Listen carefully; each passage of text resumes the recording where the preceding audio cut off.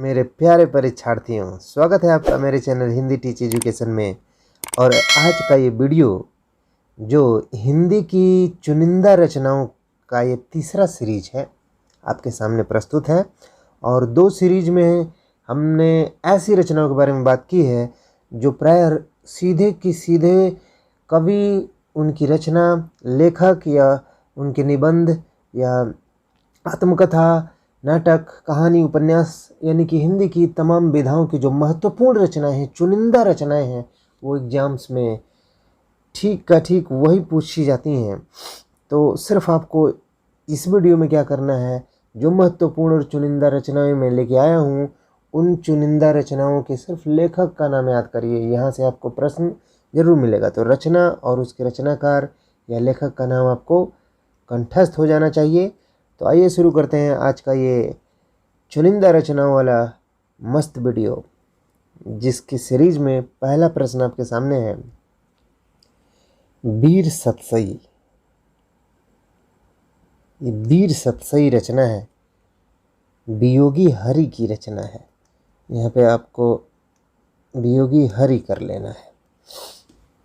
वीर सतसई की रचना, वीर सतसई रचना है वियोगी हरि की। Very good. इसे आप वीर से वियोगी याद कर सकते हैं, इससे कनेक्ट करिए। वीर जो होगा वो वियोगी होगा। अगली रचना है तुलसीदास। तो तुलसीदास कवि हैं भक्ति काल के, और भक्ति काल के पथ प्रदर्शक कवि हैं। इनके ऊपर अब रचना लिखी गई है तुलसीदास नाम से।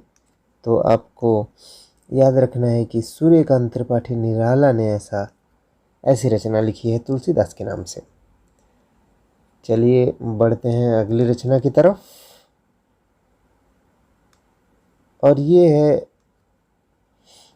103 नंबर की रचना है, अर्थात जो 2 वीडियो हैं पार्ट 1 और पार्ट 2 के, वो आपको देख लेना है।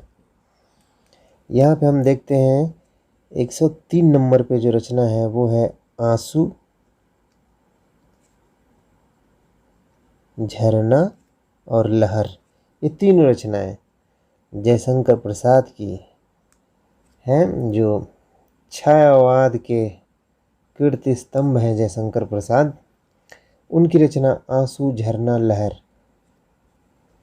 तो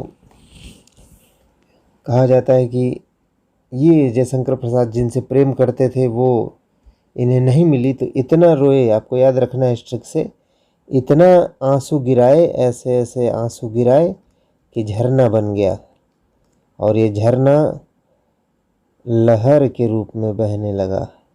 तो आपको याद रख लेना है, आंसू, झरना, लहर जयशंकर प्रसाद की रचना है। Very good. नेक्स्ट की तरफ चलते हैं।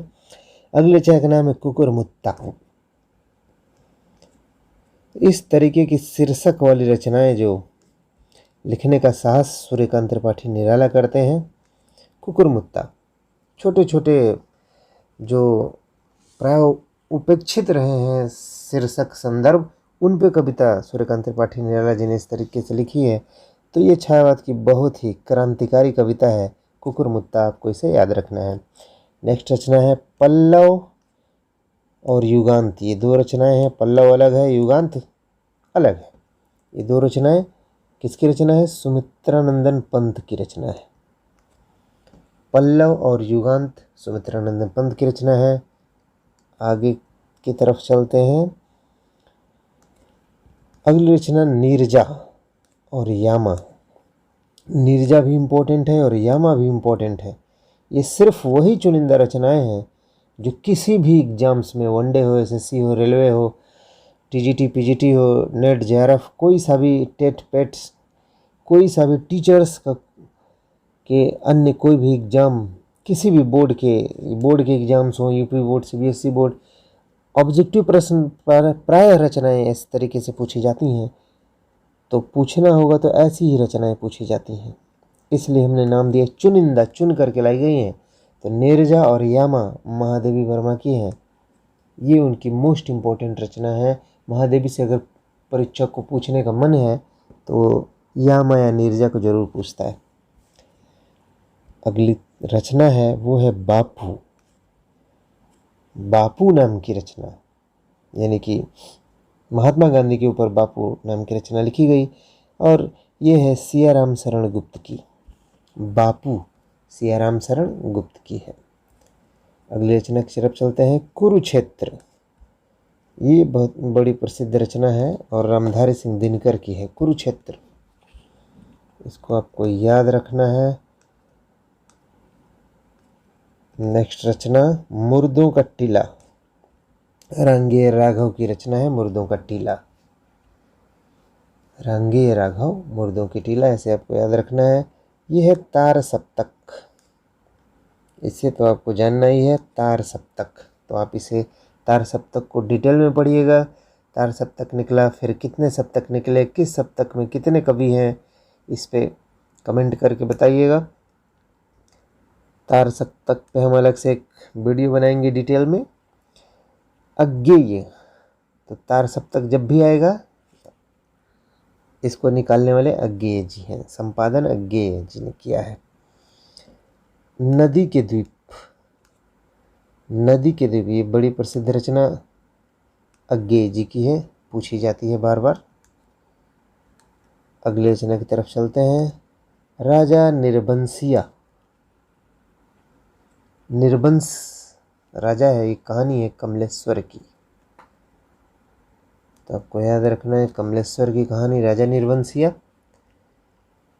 अगली रचना पृथ्वी कल्प, पृथ्वी कल्प काव्य है गिरिजा कुमार माथुर का।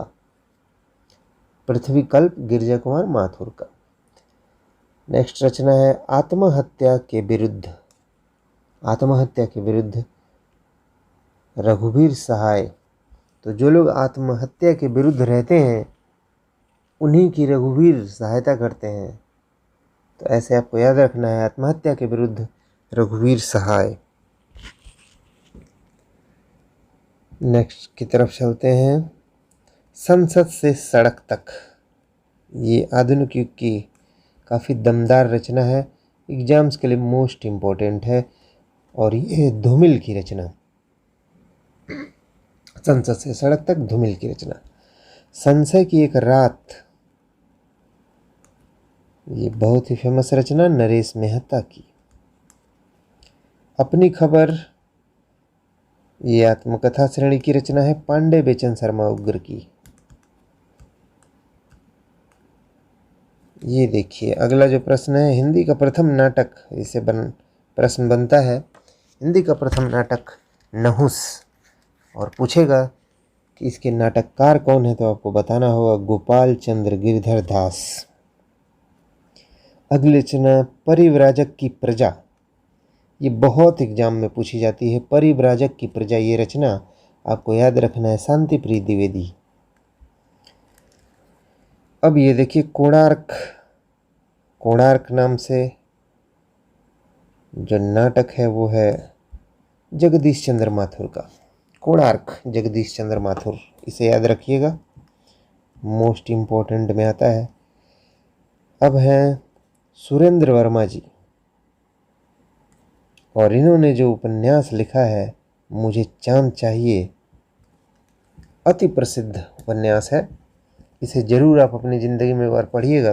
ये दिखाता है कि किस तरह से आपका अपने एम के प्रति डेडिकेशन है। रंग मंच, रंग कर्म इत्यादि का इसमें बेहतरीन बड़े बारीकी से चित्रण किया गया है, तो इसे आपको पढ़ना चाहिए। सुरेंद्र वर्मा मुझे चांद चाहिए।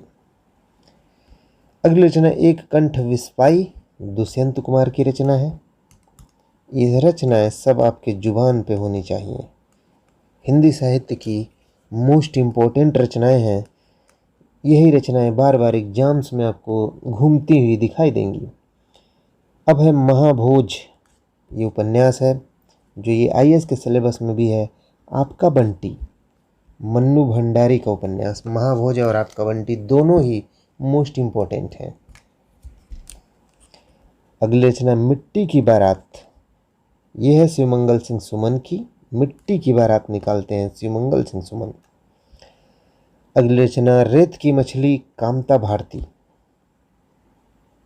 रेत की मछली कामता भारती धर्मवीर भारती की पत्नी, इन्होंने लिखा है रेत की मछली। अगली रचना कुहासा और किरण विष्णु प्रभाकर का है, जो प्राय 12th यूपी बोर्ड 12th के सिलेबस में रखा गया था। ये बहुत ही इंपॉर्टेंट है। कुहासा और किरण विष्णु प्रभाकर। जन्मेजय का नागयज्ञ जयशंकर प्रसाद का नाटक है। नेक्स्ट नंबर मंगलसूत्र उपन्यास, निर्मला उपन्यास, रंगभूमि उपन्यास और गोदान तो आप लोग जानते ही हैं। ये सारे इम्पोर्टेंट उपन्यास हैं, प्रेमचंद्र जी के हैं। प्रेमचंद्र जी ने जो भी लिखा है वो इम्पोर्टेंट ही है, लेकिन ये बार बार आपको परीक्षा में मिलेगा। मंगलसूत्र, निर्मला, रंगभूमि और गोदान, तो इन्हें आपको कंठस्थ कर लेना है। अगली रचना अर्धनारीश्वर, ये उपन्यास है। अर्धनारीश्वर विष्णु प्रभाकर का उपन्यास है। नेक्स्ट रचना की तरफ चलते हैं। ये देखिए, बहुत ही प्रसिद्ध चित्रलेखा, इसे कौन नहीं जानता है। चित्रलेखा उपन्यास भगवती चरण वर्मा जी का है। इसे पढ़िए, बहुत ही इंटरेस्टिंग। अगली रचना है गिरती दीवारें, उपेंद्र नाथ हस्क जी की। अब ये देखिए तमस, भीष्म साहनी जी का उपन्यास है, जो बंटवारे की त्रासदी पे लिखा गया उपन्यास, बहुत ही प्रसिद्ध है। इसे आपको पढ़ना होगा। आधा गांव, राही मासूम रजा, ये भी बहुत ही प्रसिद्ध कृति है और बहुत ही इंटरेस्टिंग है। ये भी विभाजन की त्रासदी पे, तो ये बहुत ही इम्पोर्टेंट हो जाता है परीक्षा की दृष्टि से। नेक्स्ट की तरफ चलते हैं। जुलूस और मैला आंचल, ये जो दो उपन्यास है फणीश्वरनाथ रेणु के, अति प्रसिद्ध हैं। ये परीक्षा में आपको अवश्य मिलेंगे। अगला है सूरजमुखी अंधेरे के। ये सूरजमुखी अंधेरे के, ये है उपन्यास कृष्णा सोबती का। ये महिला लेखिका है, इसलिए ज़्यादा इम्पोर्टेंट है और ये इनका उपन्यास बार बार एग्जाम में आता रहता है। अगला उपन्यास की तरफ चलते हैं, जिसका नाम है बेघर। ये उपन्यास है और ममता कालिया जी का है। बेघर, बिना घर की हो गई ही ममता कालिया। चलिए अब हम लोग नेक्स्ट की तरफ बढ़ते हैं और 37 नंबर पे है प्लाट का मोर्चा, शमशेर बहादुर सिंह। प्लाट का मोर्चा रचना शमशेर बहादुर सिंह। Very good. इस तरह से आप लोग देख रहे हैं कि ये इम्पोर्टेंट रचनाएं हैं और जो आपको याद रखनी है।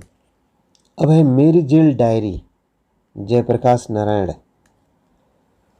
जयप्रकाश नारायण जी स्वतंत्रता संग्राम सेनानी रहे हैं, भारत को आज़ाद कराने में महती भूमिका।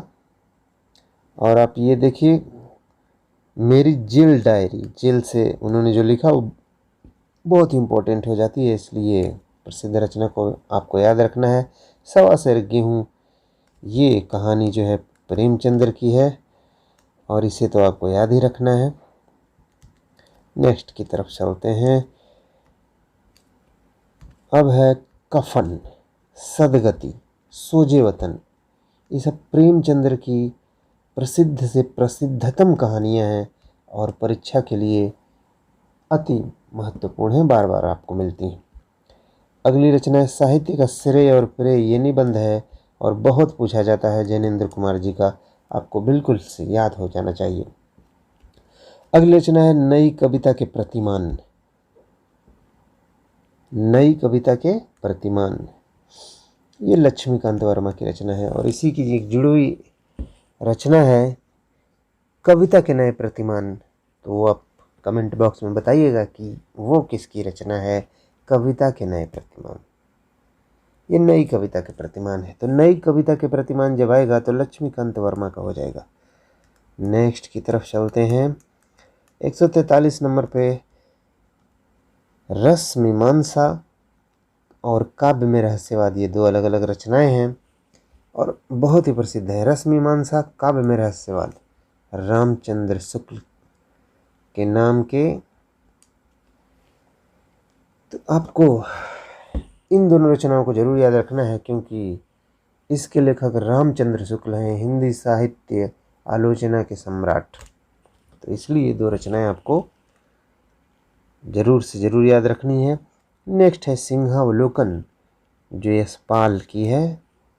ये बहुत पूछी जाती है एग्जाम में, तो आपको याद रखना है सिंहावलोकन यशपाल। नेक्स्ट की तरफ चलते हैं। अगली रचना है अपने अपने पिंजरे, मोहनदास नैमिषारय। बहुत ही इम्पोर्टेंट रचना है मोहनदास नैमिषारय, अपने अपने पिंजरे। फिर है कलम का सिपाही, अमृत राय की रचना है। कलम का सिपाही, ये अमृत राय प्रेमचंद्र के पुत्र हैं और अपने पिताजी प्रेमचंद्र को बोलते हैं कि वो कलम के सिपाही थे। तो आपको ये याद रखना है, कलम का सिपाही किसने लिखा? अमृत राय ने लिखा। और किस पे लिखा? प्रेमचंद्र के ऊपर लिखा कि प्रेमचंद्र कलम के सिपाही हैं।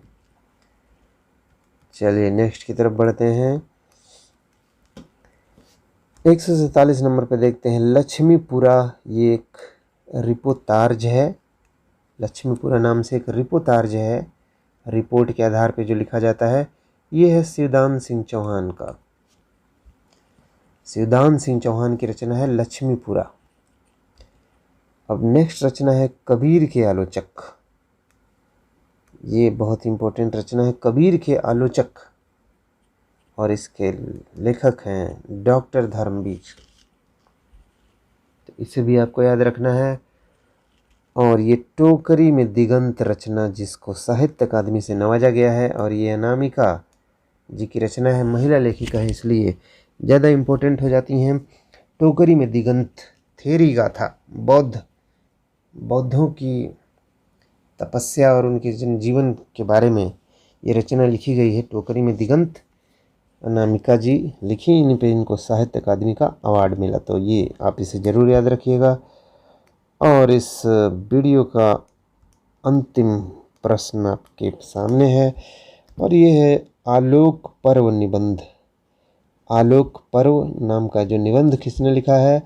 ये भी एग्जाम में बार बार आपसे पूछा जाता है। हजारी प्रसाद द्विवेदी जी ने लिखा है। तो इस तरीके से ये 50 प्रश्न पूरे हुए। इस तरीके से मैंने आपको महत्वपूर्ण जो चुनिंदा रचनाएं हैं, जो एग्जाम्स में बार बार पूछी जाती हैं, रचना और उनके लेखक को बताने की मैंने कोशिश की है। और अगर ये वीडियो आपको पसंद आया है और इस चैनल पे आप नए हैं, तो इस चैनल को सब्सक्राइब, लाइक और शेयर करिए, ताकि इस तरीके की वीडियो मैं आपके लिए लाता रहूं। तो चलिए फिर मिलते हैं नेक्स्ट वीडियो में। और